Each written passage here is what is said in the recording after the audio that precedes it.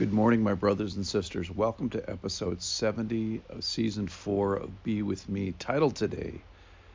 Theme today is the courage of the velvet bricks of God. And we're going to talk about the courage of Nicodemus and the courage of Christian relationship, the courage of Christian friendship. The context of this is now Jesus has been done talking with Nicodemus.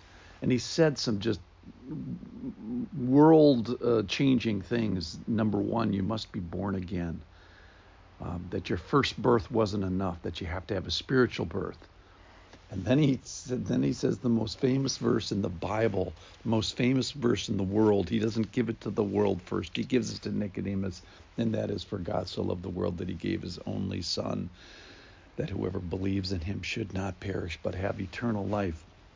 The context is Nicodemus has come with real questions. He comes in a real nighttime, in real fear, and he's given these real treasures, and he makes a real decision. We don't find out about that during this passage.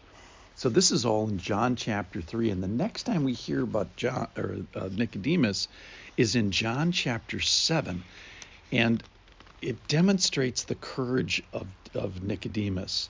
The people are fighting over whether Jesus is real or not. There's division among the people. This is 744. Some of them wanted to arrest him, but no one laid hands on him. The officers then came to the chief priests and the Pharisees, of which Nicodemus was one of them, who said to them, "Why didn't you bring him in?" And the officers answered, "No one spoke to us like this man." So their world is getting rocked by Jesus too. Then the Pharisees answered them, "Have you too been deceived? Have any of the authorities in the Pharisees believed in him? But this crowd that does not know the law is accursed."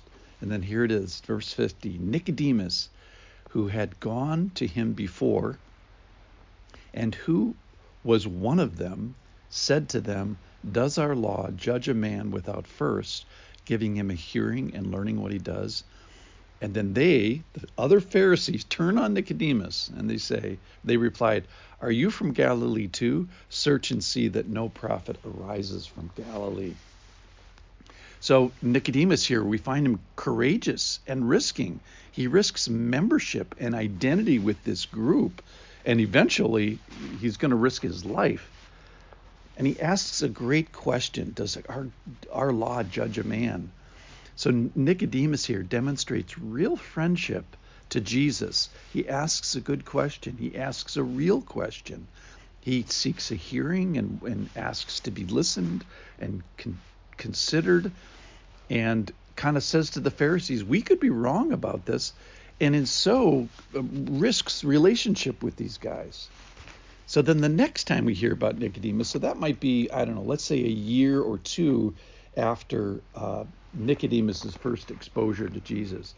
And then probably close to 3 years, certainly a good bit of time, then Jesus is crucified. This is from John 19:41. It's finished. Jesus bows his head, gave up his spirit. They break the legs of the robbers. They pierce Jesus' side. And then this is John 19:38. After these things, Joseph of Arimathea, who was a disciple of Jesus, but secretly for fear of the Jews, because there was a lot to be afraid of, asked Pilate that he might take away the body of Jesus. And Pilate gave him permission. So he came and took away his body. Nicodemus also, who earlier had come to Jesus by night, came bringing a mixture of myrrh and aloes and 75 pounds in weight. They took the body of Jesus, bound it in linen cloths with the spices, as is the burial custom of the Jews. Now in the place where Jesus was crucified there was a garden, and in the garden of the tomb, which no one had let been laid.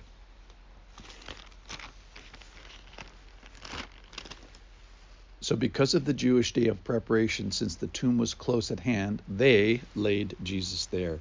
So this is really an act of incredible courage. Why? Because we know that the Jews were capable at that time in that place of plots and plans and literally murder. Crucifixion of these guys was at risk by identifying with Jesus in this way.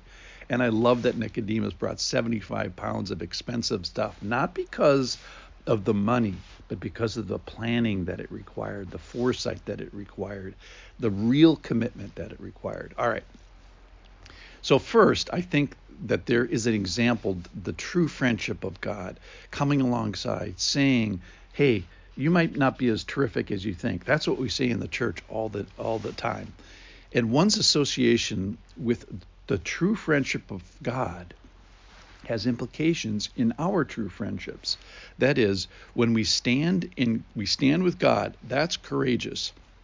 I had a friend that was known as the velvet brick, and I want to leave that image. So the courage of the velvet brick. So here's the brick part of being a Christian, is in friendship, we say to those that we're in fellowship with, hey, you're not perfect. You're not all the way there as far as Christian holiness. In a sense, you're not okay. So the people I do fellowship with each week, I'm so encouraged that they keep coming, because this is what we say in the church is you're not okay. Keep going. The velvet part is fellowship, though. That's the part where you do it with love, and that's the friendship part of the call higher. So the courage that Nicodemus is demonstrating here, I think, which is part of the Christian walk, is the courage to be the brick. That is, you can do better. And when you say that to people, it usually requires some courage.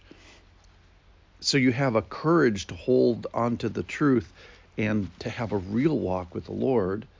The velvet part of it, which I think is the love part of fellowship, is you do it with the gentleness and love and care and in context and in ongoing Christian relationship. So my call today for me and all of us is, let's have the courage, like Nicodemus, who demonstrated so well, let's have the courage to be the velvet bricks of God.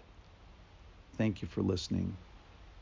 May God go with you in your brickiness and in your velvetness. See you tomorrow.